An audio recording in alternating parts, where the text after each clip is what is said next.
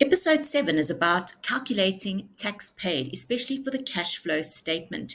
Yaki and I are going to go through the 4 different scenarios so that you know with great confidence how to calculate the tax paid for your cash flow statement. Tax paid, that always causes a lot of problems for everybody. So we're going to address this in this issue. There are only 4 possible variations that you can have. So let's tackle this. What kind of information do we need, Yaki, to be able to do these calculations for the cash flow statement to calculate tax paid? Okay, for sure, we do need the opening or the beginning balance that we owed SARS, or SARS can owe us. We need the closing balance. We owe SARS in this case. And then we need to know what was the income tax expense for the year. And please, guys, that is not your amount paid. That is just your income tax expense. Okay, so we will use those 3 figures somewhere in the calculation, starting with the amount at the beginning. Okay, let's just clarify one other thing. A credit always means we owe SARS. It's a liability. A debit always means SARS owes us. It is an asset. True. Okay, so the yellow stripe that we've got here is for our first example. So we look at the beginning balance first. It's a credit of 7,000 Rand, which means we owed SARS this money from the previous year, which means we have to pay it. We have to pay during this financial year. So there we go. We've paid that 7,000 Rand that we owe from last year. You will always add 100%. You will always add the income tax amount from your income statement. Okay. Then the end of the year, if you can see we still owe SARS that 5,000. So we haven't paid that. That's a liability for us. So we will subtract that now. Yes, because it's something we have not paid. So if we had to add these and subtract these, it's 27,000 minus 5,000 gives me an amount of 22,000 Rand that we paid to SARS. So in your cash flow statement under your operating activities, you will write tax paid, and then in a bracket to indicate that it's an outflow, you will record your 22,000. For you guys in grade 12, where it says tax paid, it's always going to be tax paid. So this will always be a negative. Always be an outflow.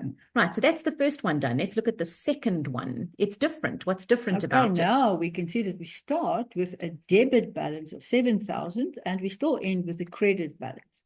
So that debit balance means that we have overpaid SARS last year.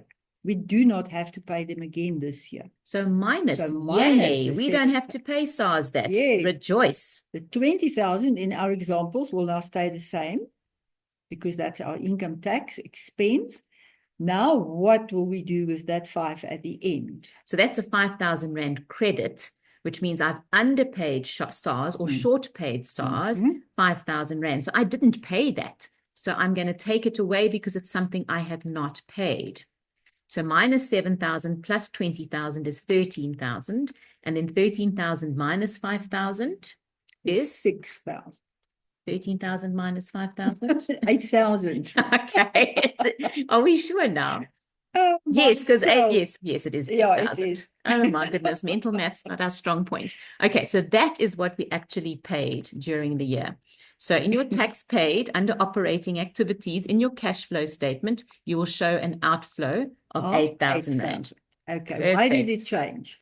Why isn't it again 22,000? Well, it's all because of those opening and closing balances. Yes, so everything changed. 100%. We've done 2 out of 4. We've got 2 left to go.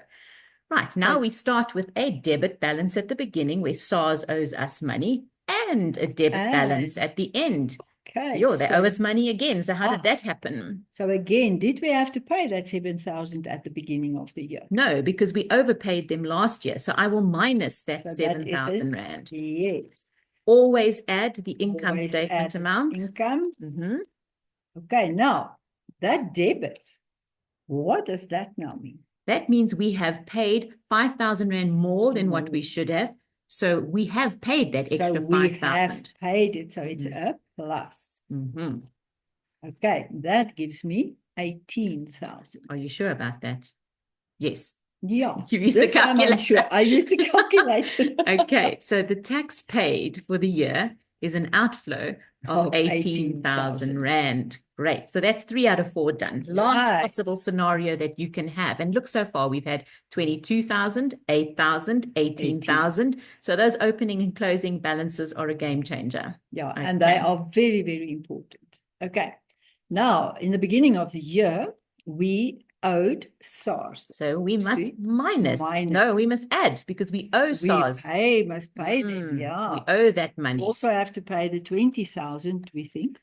Of course, not we think. Yes. Okay, what did we do at the end of the year? We have a debit. A debit now. So we overpaid them.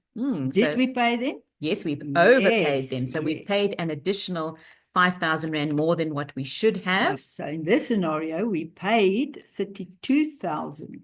Great, 32,000 Rand. So tax paid under your operating activities in your cash flow statement will be an outflow of 32,000 Rand.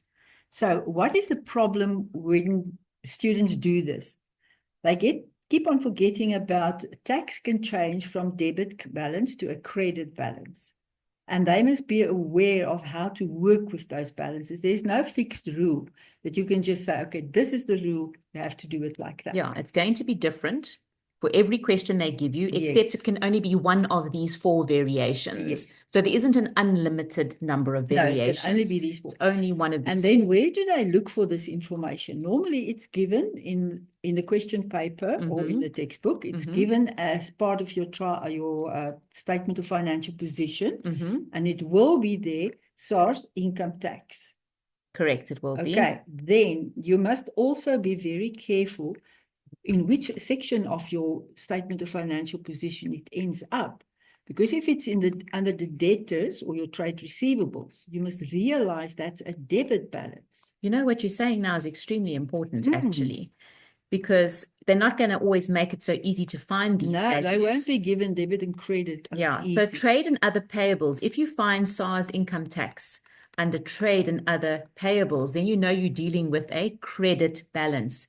If you find your SARS income tax under trade and other receivables, then you are dealing with a debit balance. So just please bear all of that in mind. And they must also, so used to getting SARS income tax under the trade and other payables, then they will see sometimes there's a 0. Don't believe that's 0. Go and look under the trade and other receivables. Yes, because if there's a 0 under trade and other payables, there will be something under trade and other receivables. Yes. And if there's a 0 figure under trade and other receivables, there will be a figure. There will be a figure under trade and other payables. So that's important to find the information very quickly. Okay.